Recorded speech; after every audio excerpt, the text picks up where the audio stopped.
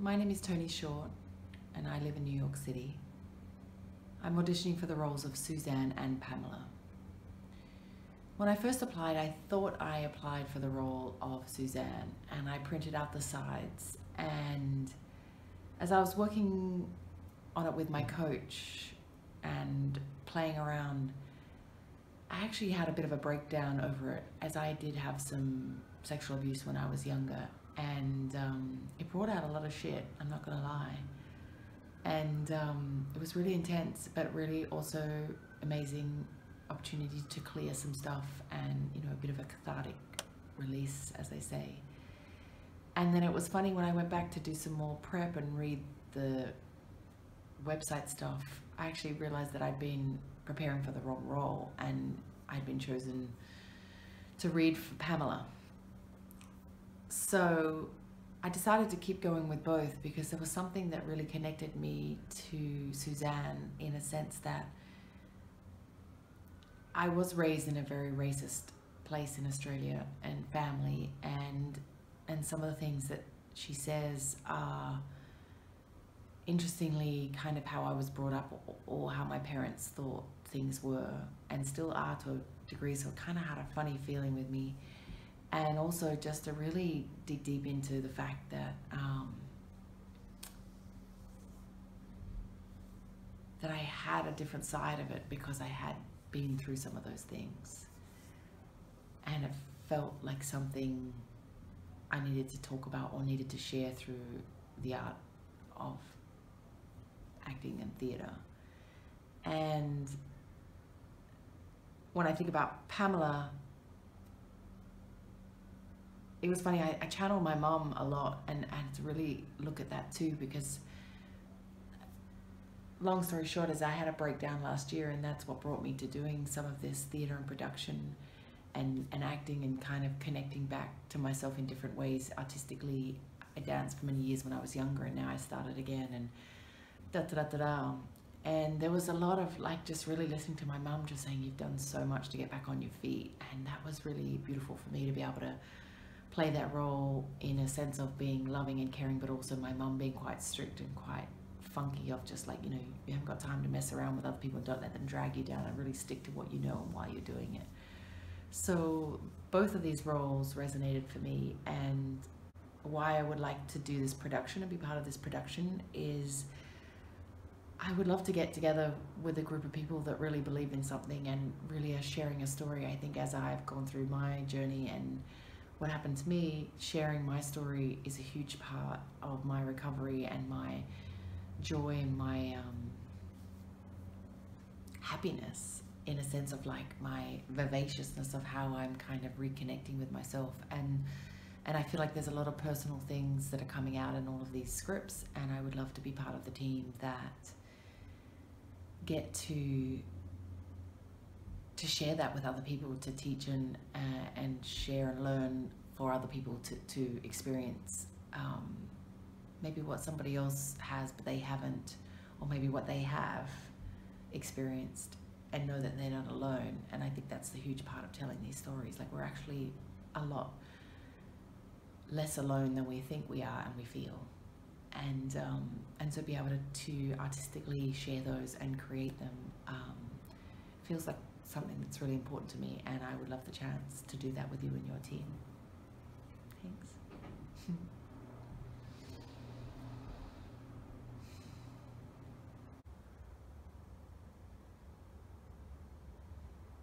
They say don't do this, that and the other, when all the while they're doing all of those things and lying to you. And because they go to church on Sunday, they're going to heaven. But yeah, I'm honest in whatever I do, be it with myself, with others, and especially God. And because I don't go to church, I'm going to hell. I don't get that. Okay, I've got some questions for you. If Jesus is so perfect, then why are you here? Why are you sitting here with a girlfriend and not a boyfriend? Why are you sitting here with us and not in church someplace? So are you still going to heaven, or so go to hell with the rest of us? All right then. I I see why you left the church for your reasons or whatever. Sounds to me like you chose to be gay, which also means you have the luxury of going back to being straight. See, I for one never had any abuse, drama or trauma in my life. I was exposed to sex at a young age though. I was 9 when I first grabbed my brother's porn stash, and it was a wide collection too. All he did was make me a more open person. I don't put labels on anything, anyone.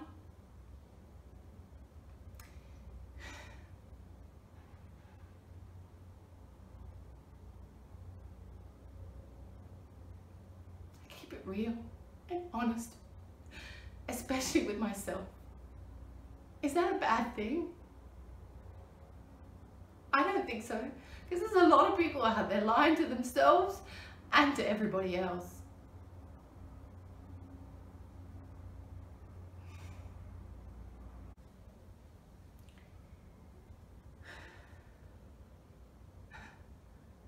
They say don't do this, that and the other, when all the while they are lying to you and doing all of these things. And because they go to church on Sundays, they're going to heaven. But yet, I'm honest in whatever I do, be it with myself, with others, especially God.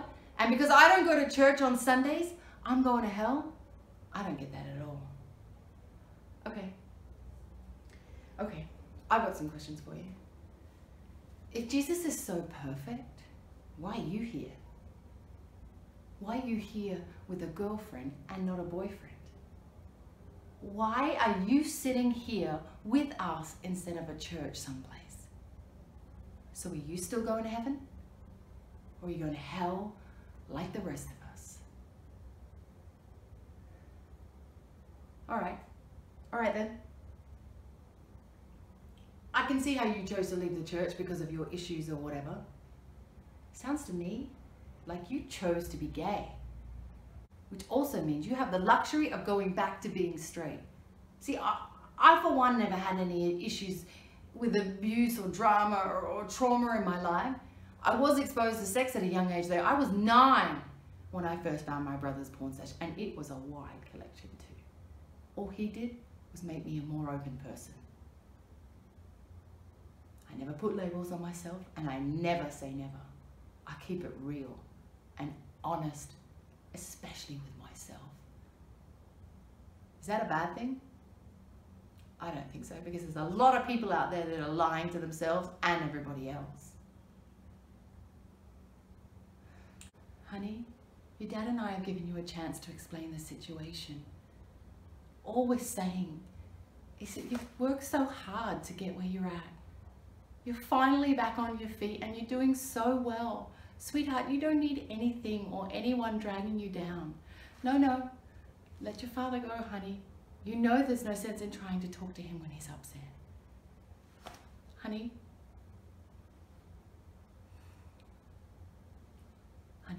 you can't blame your father for how he feels either. But I'll talk to him. Now, we have to get to this dinner. We'll talk later.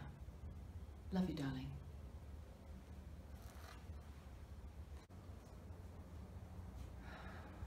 Honey, your dad and I have given you a chance to explain the situation. All we're saying is that you've done so well to get where you're at. You're finally back on your feet and you're doing so well. Sweetheart, you don't need anything or anyone dragging you down. No, let your father go, honey. You know there's no sense in trying to talk to him when he's upset. Baby, you can't blame your father for how he feels either. But I'll deal with him. Now, we have to get to this dinner. We'll talk later. Love you, darling.